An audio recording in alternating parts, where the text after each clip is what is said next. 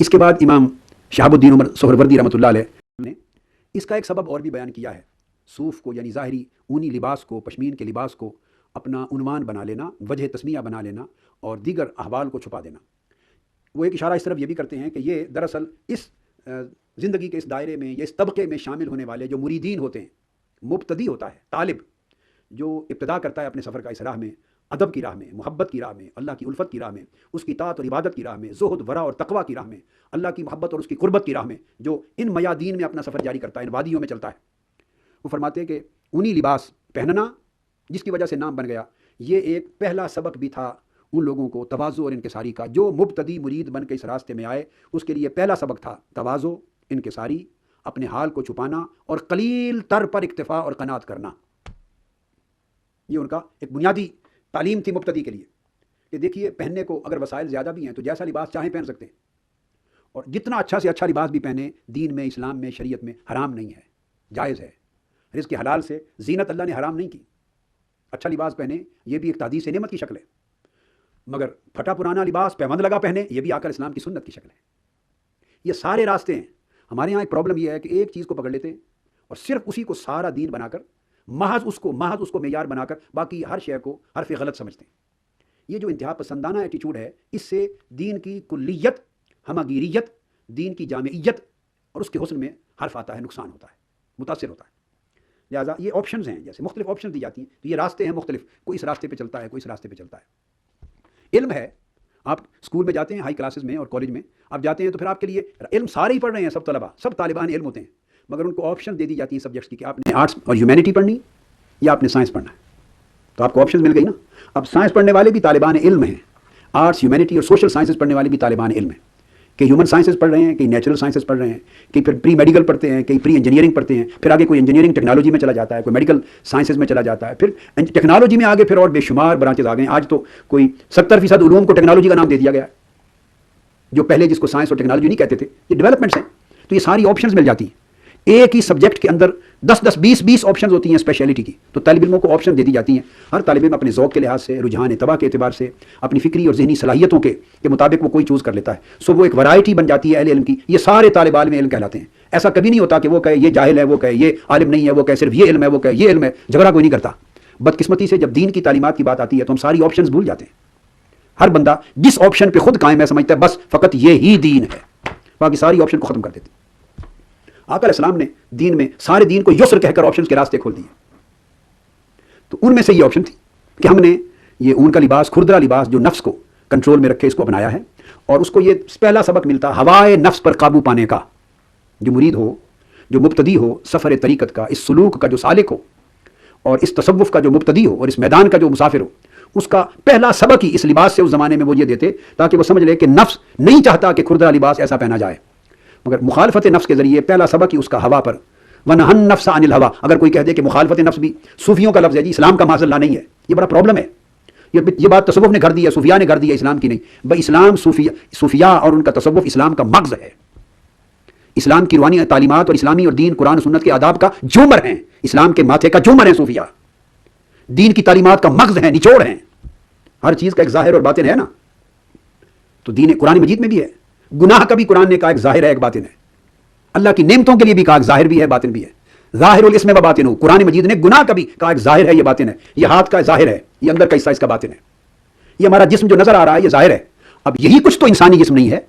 اس جسم کے اندر ایک پوری کائنات اللہ نے بنائی ہے جس پر یہ ظاہری جسم چل پھر رہا ہے. وہ اندر دل ہے، سینے کے اندر، پھر پھیپھڑے ہیں، پھر جگر ہے، تلی ہے، ہوا کی نالی ہے، وہ ایک نظام ہے. پھر اس کے بعد میدا ہے، پھر انتڑیاں ہیں، لارج انٹسٹائن ہے، اسمال انٹسٹائن. ایک اندر جو ظاہری آنکھ سے نظر نہیں آتا وہ ہمارا باطن ہے. مگر کچھ آنکھیں وہ بھی ہیں جو اس باطن کو دیکھ لیتی ہیں. آپ کہیں گے وہ کون سی آنکھیں؟ بھائی وہ ایکس رے کی آنکھیں. اب اگر ایکس رے مشین کے سامنے وہ آدمی آ جائے تو پھر وہ باطن چھپا نہیں رہتا. تو اولیاء صوفیاء جن کے پردے اٹھ جاتے ہیں، صاحبان کشف، وہ ایکس رے کی طرح پھر باطن کے احوال کو بھی دیکھتے ہیں. جیسے میں نے علامہ ابن تیمیہ کا ریفرنس کوٹ کیا تھا کتاب الاستقامہ سے کہ حضور سیدنا غوث العظم شیخ عبد القادر جیلانی رضی اللہ تعالیٰ عنہ نے کس طرح شیخ شہاب الدین سہروردی کے دل کے ارادے کو کشف سے جان لیا، اور جو وہ 2 کتابوں میں سے کون سی کتاب پڑھوں اس کی اجازت لینے گئے تھے اس سے منع کر دیا. اور علامہ ابن تیمیہ نے کنکلوڈ کیا یہ ان کا کشف تھا، شیخ عبد القادر جیلانی رضی اللہ تعالیٰ عنہ. تو باطن کو دیکھتی ہیں. پھر باطن کا بھی باطن ہے. ہم کس طرح انکار کرتے ہیں کہ یہ ظاہر اور باطن کیا ہے؟ بس ایک عادت بن گئی ہے جس پر ہماری اپنی طبیعت آمادہ نہ ہو، ہم اس کا کلیتاً انکار کر دیتے ہیں. بھائی ظاہر اور باطن کے جھگڑے میں آپ پڑے ہیں. میں کہوں گا کہ باطن الباطن بھی ہے. باطن کا بھی باطن ہے. اسی انسانی جسم کی مثال دے رہا ہوں. اس جسم کو جو دکھائی دے رہا ہے یہ تو ظاہر تھا, ظاہر جسم. اس کے جو جسم کے اندر جو اعضاء جسمانی ہیں چھپے ہوئے وہ باطن ہوگا اس ظاہر کے مقابلے میں. اب ان اعضاء جسمانی کے اندر ایک نظام ہے. دل کو لے لیں, دل آم کی طرح مثال کے طور پہ ایک جسم ہے, وہ جو کچھ نظر آ رہا ہے وہ اس کا ظاہر ہے. اب اس دل کے اندر ایک اپنی دنیا آباد ہے. وہ دل اس ظاہری جسم کے لیے باطن تھا, مگر اس دل کے اندر جو کچھ ہو رہا ہے وہ اس باطن کا باطن ہے. اس کے 2 خانے اوپر ہیں, 2 خانے نیچے ہیں, اوریکلز ہیں, وینٹریکلز ہیں. میڈیکل سائنس پڑھنے والے طلباء جانتے ہیں. پھر ان کے بعد مسلز ہیں دل کے اندر, پھر ان کا کنٹریکشن ہے, پھر ان کا ایکسپینشن ہے, جس کو میڈیکل سائنس کی زبان میں ایجیکشن اور فریکشن کہتے ہیں, جو پمپنگ کو کرتا ہے بلڈ کی. اندر کے فنکشن ہے. اب وہ باہر دل کو نظر نہیں آ رہے, اندر کے فنکشن ہو رہے ہیں. خون کس طرح اوریکل سے آتا ہے, وینٹریکل سے آتا ہے. رائٹ اوریکل رائٹ اور لیفٹ اوریکل ہے, رائٹ وینٹریکل لیفٹ وینٹریکل ہے. ان کے اپنے اپنے فنکشنز ہیں. دل کے اندر خون کا آنا, پھر باہر جانا, پھر وہاں سے پھیپھڑوں کی طرف پھیپھڑے نظر آ رہے ہیں, مگر ان کے اندر خون کی صفائی ہو رہی ہے. یہ اندر کا فنکشن, یہ باطن الباطن ہے. پھر صاف خون پورے جسم کو جا رہا ہے, تو شریانوں اور وریدوں میں جو خون گردش کر رہا ہے پھر وہ باطن الباطن ہے. آرٹریز اور وینز, شریانے اور جو وریدیں ہیں وہ نظر آتی ہیں, مگر ان کے اندر خون گردش کر رہا ہے. یہ باطن الباطن ہے. جو باطن کا بھی باطن ہو گیا تو اس کا ایک اپنا پروسیس ہے. تو میں اس سے آگے کہوں گا, ظاہر تھا, پھر یہ اندر کے اعضاء باطن تھے, پھر باطن کا باطن تھا, اور یہاں ختم نہیں ہوتی, اس باطن کا بھی آگے باطن ہے. اس کو سر کہتے ہیں. میں صرف جسمانی اعضاء کی مثال دے رہا ہوں, کل کائنات کی ہر شے اسی طرح. آپ کہیں گے خون تو سمجھ آ گیا, شریانوں اور وریدوں کے اندر گردش کرنے والا باطن الباطن ہو گیا. اب اس کا آگے باطن کیا ہے؟ اس کے اندر پھر سیلز ہیں. پھر آپ جب ٹیسٹ کرواتے ہیں جا کر تو لیبارٹری بتاتی ہے آپ کو کہ اس باطن کا سر کیا ہے, راز کیا ہے. اس کے اندر ریڈ بلڈ کارپسلز ہیں, اس میں رائٹ بلڈ کارپسلز ہیں, اس کے اندر پلیٹلیٹس ہیں, پھر اس کے اندر آئرن ہے, پھر اس کے اندر پروٹین, پھر آپ پورا کا پورا جب آپ کرتے ہیں تو اس کے اندر بے شمار چیزیں ہیں. کولیسٹرول ہے اس کے اندر کتنا ہے اس کے اندر, پھر اس لیے آپ کو کہیں آپ مینٹین کرتے ہیں خوراک, اتنی پروٹین چاہیے, اتنے وائٹامنس چاہیے, اتنی آپ کو یہ چاہیے, اتنی کیلریز چاہیے. وہ اس خون کے اندر کی کائنات ہے ایک الگ. وہ پھر آپ فردر اس کی ریسرچ ہوتی. تو اللہ پاک کے بنائے ہوئے اس جسم کے اندر دیکھیے کتنے مدارج ہیں, ظاہر ہے, باطن ہے, باطن الباطن ہے. اس کے بعد پھر آگے سر ہے, اخفا چیزیں, اور پھر اس سے آگے ہے وہ پھر جو سیلز آ جاتے ہیں. جب سیلز تک پہنچ جاتے ہیں تو آج تو پھر سیلز کی آگے مولیکولر بایولوجی نے اس کو آگے پھر اس کے اسرار کھول دیے جا کر, اور ان میں سے کچھ بھی ننگی آنکھ کو دکھائی نہیں دیتا جب تک مشینیں استعمال نہ ہوں. تو اگر ہم یہ کہیں کہ اب ہم تو دیکھ رہے ہیں کچھ نظر نہیں آ رہا لہٰذا ہم نہیں مانتے, تو پھر تو ساری کائنات کے علوم کی نفی ہو جاتی. بھائی ٹھیک ہے, کچھ چیزیں ننگی آنکھ سے دکھائی دینے والی ہی نہیں ہیں. اب تو چاند نظر نہیں آتا ننگی آنکھ سے, صرف اکیلا پاکستان رہ گیا ہے ننگی آنکھ سے چاند کے دیکھنے کے لیے, باقی ساری دنیا پیچھے ہو گئی. اور وہ ننگی آنکھ بھی کن کی, جن کی عمر کم سے کم 70 سال سے اوپر ہو, ان کو کھڑا کر کے چاند دکھاتے ہیں. اس لیے عیدوں پر اتفاق نہیں ہوتا, اور اس پر اعتماد ہمارے ابھی پاکستانیوں کو نہیں ہو رہا کہ اس آنکھ سے بہتر ایک آنکھ سائنس نے ایجاد کر دی ہے. المینکس کی آنکھ ہے, آسٹرونومی نے اور آنکھ ایجاد کر دی ہے. یہ تو خیر ایک الگ بات ہے. تو کیا چیزیں دوربین سے نظر آتی ہیں, اس آنکھ کو نظر نہیں آتی. اس ہوا کے اندر کتنے پارٹیکلز ہیں, کیا کچھ چل رہا ہے, ہماری آنکھ سے نظر نہیں آتا. اس لائٹ کو دیکھیے, لائٹ میں کتنے پروٹونز ہیں, کتنے باقی چیزیں نظر نہیں آتی. روشنی ہے بس, اس کی آگے تقسیم در تقسیم ہے. سیل کے اندر ہیں پروٹونز ہیں, مائنڈ کے اندر ہیں, کروڑوں اربوں کی طرح بلینز کی تعداد میں اندر سفر کر رہے ہیں, گردش کر رہے ہیں. آنکھیں نہیں دیکھتی, سیلز کے اندر ایک پورا سفر ہے ان کا, ان کے اندر پورا. پھر نیوکلیس کی اپنی اپنی گردش ہے, پھر ایک ایک چیز کا ایک نظام ہے اللہ نے جو بنایا ہے. پھر اس سے آگے چل کے ڈی این اے پھر آ جاتا ہے. پھر D N A genetic science پھر آگے بتاتی ہے کہ اس کے اندر کتنے کروڑوں اربوں معلومات کی پوری پوری قطاریں لکھی ہوئی ہیں. کس آنکھ کو نظر آتا ہے یہ سب کچھ, مگر پورا جینیٹک ہسٹری درج ہے, اوصاف درج ہیں, کریکٹرسٹکس درج ہیں, کوالٹیز درج ہیں, رنگ درج ہے, کردار درج ہے, اس کی پوری کی پوری ہسٹری درج ہے. اتنی تفصیلات ہیں. یہ سب کچھ قیامت کے دن بولیں گے. یہ جو اللہ پاک نے فرمایا نا قرآن مجید میں کہ تمہاری ٹانگیں بولیں گی, تمہاری رانیں بولیں گی, تمہارے جسم کے اعضاء گواہی دیں گے, ہمیں کسی اور گواہی کی ضرورت نہیں ہوگی. وہ ساری جینیٹک سائنس کا ذکر ہو رہا ہے قرآن میں. یہ اعضاء خود بول کے بتائیں گے اس وقت. تو یہ ایک نظام ہے ہر چیز کا. دنیا کے کسی بھی نظام میں چلے جائیں تو آپ کو ظاہر, پھر باطن, پھر باطن الباطن, پھر اس کا سر, پھر خفی, پھر اخفا مدارج ہیں. تو اس لیے ہر چیز کے اندر اللہ رب العزت نے قاعدے رکھے ہیں. اس طرح اعمال میں, احوال میں, پھر احوال میں کیفیات, واردات, مقامات, یہ سارا ایک نظام ہے. جو انسان عبادت کرتا ہے, ایک نماز ہے, نماز کا ایک ظاہر ہے جو اس کے تکبیر سے متعلق ہے, اس کے ثنا کرنے سے متعلق ہے, قیام سے متعلق ہے, ہاتھ باندھنے سے متعلق ہے, قرات سے متعلق. ایک ظاہر ہے پہلا جو اس کے ظاہری ارکان ہیں. ان کے اندر ایک باطن ہے جو انسان پڑھتا ہے. وہ باہر والا دور والا نہیں سن رہا, خاموشی سے ثنا کر رہا ہے, قرات کرتا ہے, تسبیحات کرتا ہے. پھر ان کے اندر ایک باطن ہے جو انسان توجہ اللہ کرتا ہے, اپنے آپ کو اللہ کی یاد کرتا ہے. قلب کا جو ذکر ہے وہ ایک ذکر جسمانی تھا, ایک ذکر لسانی تھا, ایک ذکر قلبی تھا. کہ قلب بھی اللہ کا ذاکر ہوتا ہے, جس کو قرآن مجید نے کہا وَلَا تُطِعْ مَنْ أَغْفَلْنَا قَلْبَهُ عَنْ ذِكْرِنَا. اس شخص کے پیچھے نہ چلا کرو جس کے دل کو ہم نے اپنے ذکر سے غافل کر دیا. کئی وہ لوگ ہیں جن کی زبانیں ذکر سے غافل ہیں, اللہ کے ذکر سے, زبان سے اللہ کا ذکر نہیں کرتے. جس کو قرآن مجید نے کہا وَاذْكُرِ اسْمَ رَبِّكَ, اللہ کا نام جپا کرو, اللہ کا نام لو, اس کو یاد کرو. الَّذِينَ يَذْكُرُونَ اللَّهَ قِيَامًا وَقُعُودًا وَعَلَىٰ جُنُوبِهِمْ. جسم کے کھڑے بیٹھے لیٹے پورے جسم کو سراپا اللہ کی ذکر میں محو کر دو. وَيَتَفَكَّرُونَ فِي خَلْقِ السَّمَاوَاتِ وَالْأَرْضِ. تذکر کے بعد یہ ذکر زبان کا تھا, جسم کا تھا, پھر اس کے بعد تفکر کا درجہ آ جاتا ہے. اللہ کی تخلیقات اور اس کی مخلوقات میں اس کی شان کو تلاش کرو, ربنا ما خلقت هذا باطلا. جب اس کی عالم خلق میں اس کی خلاقیت کی شان میں غور کرو، اندر ڈوب جاؤ، تو پھر تمہارا من بولے گا واہ مولا کوئی چیز تو نے بے مقصد نہیں بنائی ہے.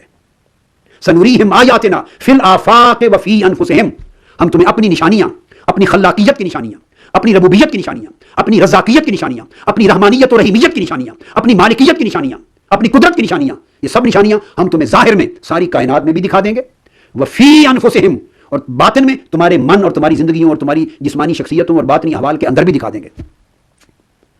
تو گویا کچھ نشانیاں باہر ہیں، کچھ نشانیاں اندر ہیں. قرآن کہہ رہا وہ ظاہر ہے، یہ باطن ہے. ایک اور مقام پر فرمایا فی انفسکم افلا تبصرون، سب نشانیاں تمہارے اندر ہیں، تم بصیرت کی آنکھ سے کیوں نہیں دیکھتے؟ تو یہ جو نشانیوں کا مشاہدہ، یہ باطنی مشاہدہ ہے. غور فکر ہے، تدبر ہے، تذکر ہے، تدبر ہے، پھر اس کے اندر تعمق ہے، پھر اس کے اندر بصیرت ہے، بصارت کے بعد بصیرت ہے. تو یہ انسان اندر اللہ کی نشانیاں دیکھتا چلا جاتا ہے. اس طرح انسان کا جسم ہے، ایک اور اینگل دیکھیے. پھر جسم کے ساتھ انسان کا دماغ ہے، پھر جسم کے اندر انسان کا روح ہے، گردش کرتی ہے. روح نظر نہیں آنے والی چیز، جسم نظر آتا ہے. جان انسان کے اندر ہے، زندگی نظر نہیں آتی، نہ پرواز ہوتی نظر آتی ہے، نہ داخل ہوتی نظر آتی، مگر ساری حرکت اسی کی ہے. یعنی جو نظر نہیں آتی حقیقت وہی ہے. آپ سمجھے؟ جو نظر آتا ہے جس کو ظاہر کہہ رہے ہیں، ظاہر وہ محتاج ہے اس کا جو نظر نہیں آ رہی. یعنی ظاہر اپنی حیات میں، تازگی میں، زندگی میں، تر و تازگی میں محتاج ہے باطن کا. جسم چلتا پھرتا نظر آتا ہے، دیکھنے میں یہی کچھ ہے بس، اور کچھ نہیں، اور کچھ نہیں. مگر جس کی وجہ سے یہ جسم چل پھر رہا ہے، تر و تازہ ہے، میت نہیں بنا، وہ زندگی ہے. کوئی اس کو جان کہے، کوئی اس کو روح کہے، جو لفظ چاہیں سائنس والے دے لیں، فلسفی دے لیں، اہل مذہب دے لیں، جو لفظ چاہیں دے لیں، حیات کو، زندگی کو جو عنوان دے لیں، مگر جو کچھ کہیں گے وہ نظر نہیں آتی ان آنکھوں کو. اور یہ کہتے ہیں یہ روح پرواز کر گئی، روح نکل گئی، نکلتے ہوئے نظر نہیں آتی.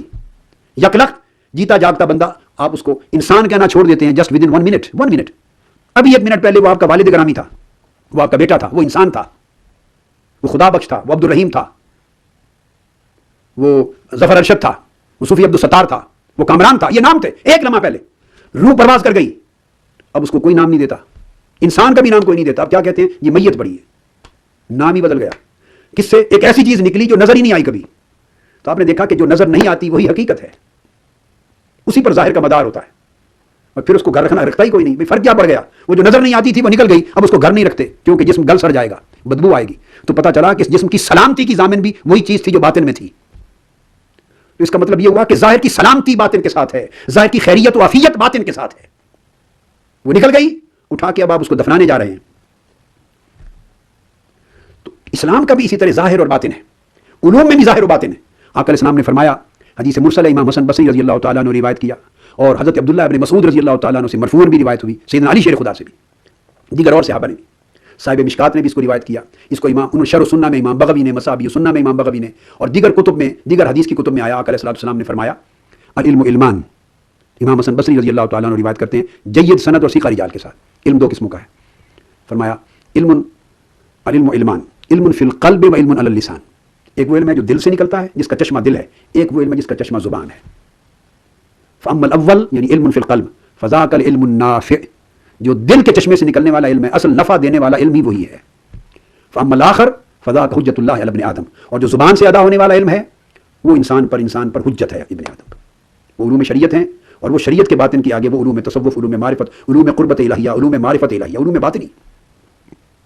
اور حدیث پاک میں عبداللہ ابن مسعود رضی اللہ تعالیٰ سے مروی حدیث حسن، آقا علیہ السلام نے فرمایا انزل القرآن علی 7 احرف، قرآن مجید 7 حروف پر 7 قراتوں پر نازل کیا گیا. وَلِكُلِّ حَرْفٍ مِّنْهَا ظَاهِرٌ وَبَاطِنٌ، ایک حرف کا کہ جو ہے اس کا ایک ظاہر ہے اور ایک باطن ہے. اب یہ تو نص سے سری آ گئی. قرآن مجید کی پہلے میں نے کوٹ کر دی تھی. گناہ کے لیے بھی فرمایا اس کا ظاہر الاسم و باطن، اس کا ظاہر، اس کا باطن. اللہ نے اپنی نعمتوں کے لیے بھی ظاہر اور باطن کا لفظ استعمال کیا، اور فرمایا کہ قرآن کے ہر حرف کا ایک ظاہر ہے، ایک باطن ہے. اور پھر ہر ایک ظاہر اور باطن کے لیے پھر آگے ایک مطلع ہے اس کا، اور ایک اس کی حد ہے. ایک اس کا مطلع جہاں سے آغاز ہوتا ہے، ایک اس کی حد ہے جہاں پر انتہا ہوتی. تو آپ نے دیکھا کتنے مدارج آ گئے. 7 حرف ہوئے قرآن مجید کا نزول کے لیے، اور ہر حرف کا ایک ظاہر اور ایک باطن، 2 جہتیں ہو گئیں. پھر ہر ظاہر کا ایک مطلع اور ایک حد، اور ہر باطن کا ایک مطلع اور ایک حد. تو آپ نے دیکھا کہ مل کے 4 یہ ہو گئے مطالع اور حدوں تک پہنچ کر. تو گویا قرآن مجید کے علم کے اتنے گوشے پیدا ہو گئے. یہ سارے علوم اسرار در اسرار ہیں، معارف در مصارف ہیں. اسی طرح ان کے احوال کچھ باطن ہوتے ہیں جو اللہ کے لیے رکھتے، اور ظاہر تربیت یہ کرتے کہ اکتفا کریں، اس راستے میں چلنے والا اکتفا اور قناعت کرے کہ زیادہ ہونے کے باوجود ایک گوشہ ہے تعدیث نعمت اور شکر کا کہ بندہ اس کو استعمال کرے، ایک گوشہ ہے عقل حصہ لے کر باقی اللہ کے لیے چھوڑ دینے اور اوروں کو دے دینے کا، یہ صبر ہے۔ تو اس کے اوپر آمادہ ہوں کہ جس طرح استعمال لباس میں کم پر قناعت کی، اس طرح کھانے میں بھی کم پر قناعت کی جائے۔ تو گویا تصوف کی راہ پہ چلنے والے کے لیے لازم ہو گیا کہ کم کھائے اور کم کھانے کے ساتھ پھر کم سوئے، کم لذتوں اور کم چاہتوں کو استعمال میں لائے۔ تو گویا ان کی زندگی جو ہے وہ ابتدا ہی میں ایک راستہ متعین کر دے، اس راستے پر چلیں گے تو منزلیں اس وادی کی طے ہوں گی، اور ساتھ ان ریاضات کے احوال باطنی کو ہر وقت جو بھی اللہ کی بارگاہ سے نصیب ہو، لا تقصص رؤیاک علی اخوتک۔ یعقوب علیہ السلام نے حضرت موسیٰ علیہ السلام سے فرمایا تھا کہ یہ جو اللہ کی نعمت تم پر آشکار کی گئی ہے، اللہ نے اپنا راز دکھایا ہے تمہیں خواب کی صورت میں کہ چاند ستارے، سورج چاند اور 11 ستارے سجدہ کر رہے ہیں، اپنے بھائیوں کو نہ بتانا، افشا نہ کرنا، وہ تمہیں آزمائش میں تکلیف میں مبتلا کر دیں گے۔ تو افشا کرنے کو حرام نہیں کہا، مگر کہا کہ تکلیف میں مبتلا کر دیں گے، مشکلات آئیں گی، اوائڈ کرنا بہتر یہ ہے کہ افشا نہ کرنا، اخفا کرنا، تو تاکہ دعویٰ نہ کریں، ظاہر نہ کریں۔ یہ دوسری تلقین اور تعلیم دے دی۔